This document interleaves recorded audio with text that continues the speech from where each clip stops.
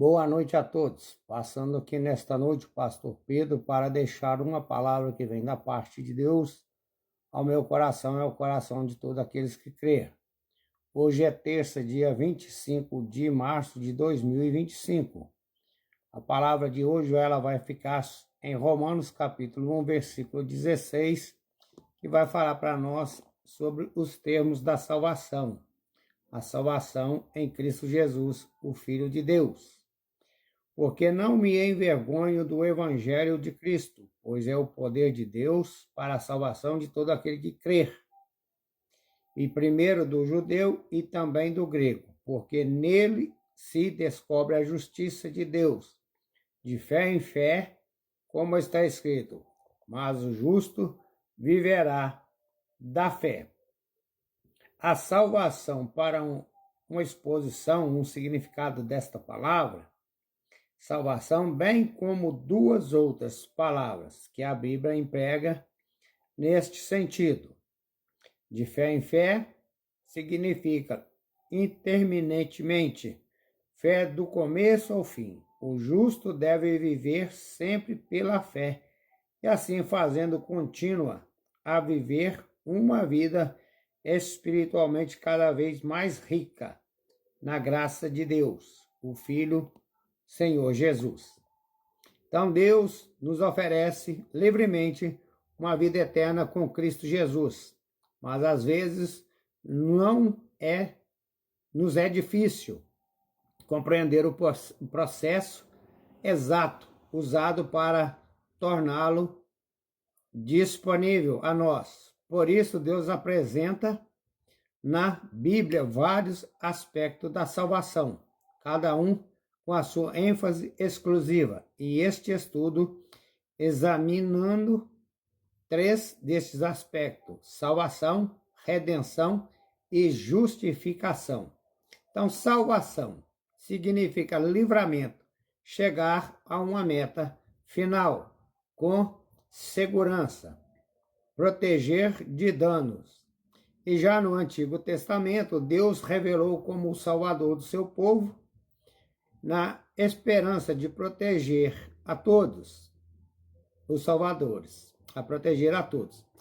E lá no Salmo 61:2 vai falar sobre essa salvação também para nós, que diz assim, Salmos 61:2.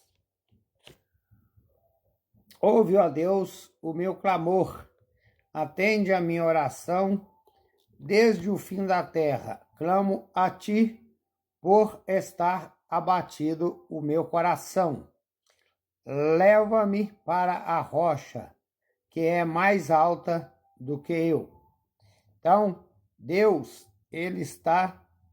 Davi está confessando que o povo de Deus sofreu derrota da batalha porque Deus não os ajudou e nem os protegeu, visto que eles o deixaram e não quiseram fazer a vontade. Então, eles abandonaram a Deus, não fizeram a vontade do Senhor, e o Senhor não os ajudou, o Senhor os abandonou, deixou eles sofrer uma derrota pelos inimigos, para que eles acordassem e voltassem para Deus.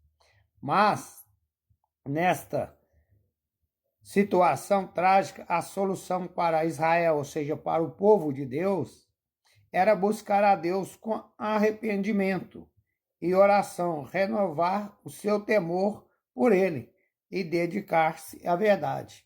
Então, quando o ser humano peca, ele confessa o pecado ao Senhor, tendo a certeza que Deus perdoa, quando tem arrependimento e tem a confissão com sinceridade. Aí Deus vem, perdoa, limpa, renova e faz uma nova pessoa de novo. E através de Jesus ele veio salvar toda a humanidade que estava perdida.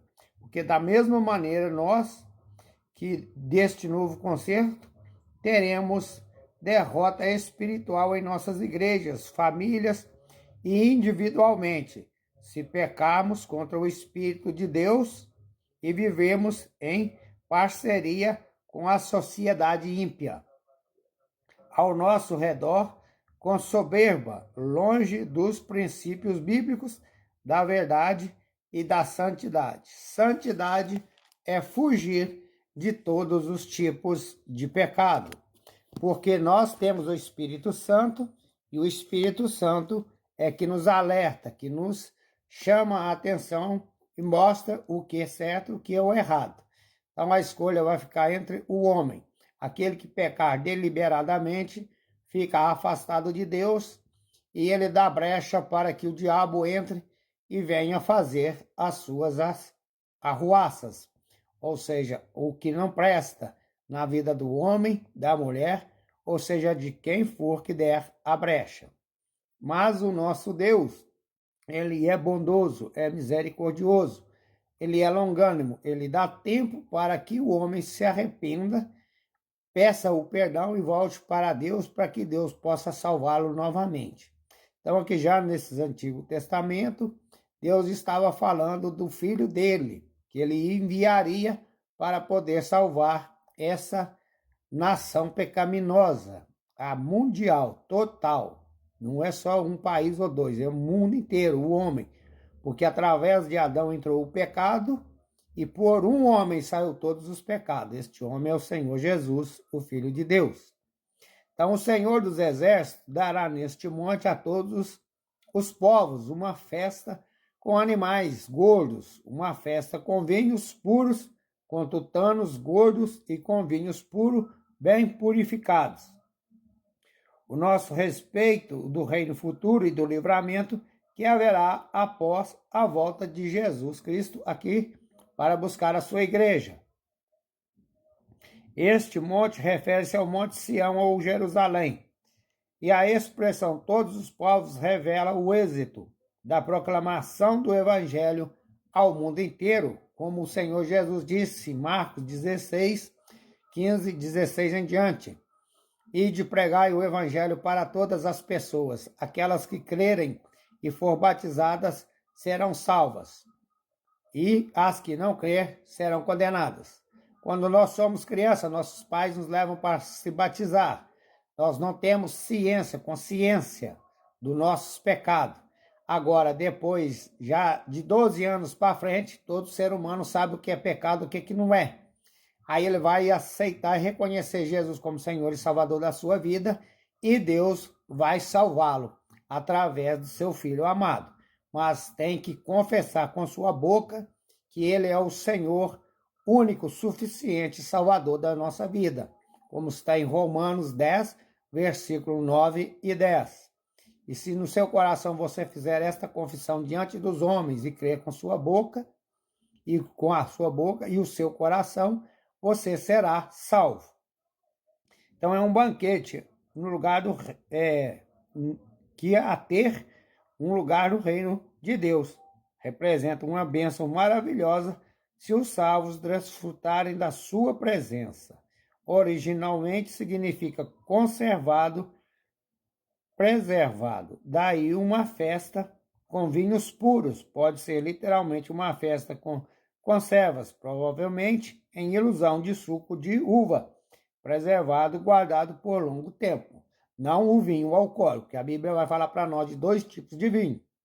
O vinho não alcoólico e o vinho alcoólico, ou seja, a bebida alcoólica e a não alcoólica. Não usando aquele texto de Timóteo, bebe um pouco de vinho